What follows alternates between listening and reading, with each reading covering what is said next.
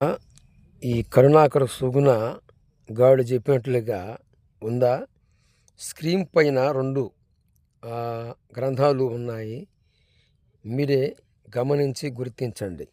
ప్రియమైన నా భారతదేశ ప్రజలారా, చూడండి, కృష్ణుడు మరి ఆహ్, ఎంత భయంకరంగా రోదించాడో, మరి అయ్యో! నేను చచ్చిపోయాను అని కేకలేసాడు.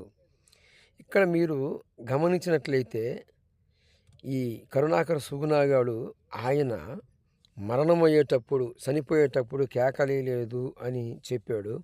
కానీ ఆ గ్రంథాల్లో స్పష్టంగా కృష్ణుడు చనిపోయేటప్పుడు, లేక ఆ యొక్క బోయవాడు బాణం కొట్టినప్పుడు చచ్చిపోయాన్రో అని కేకలేశాడు.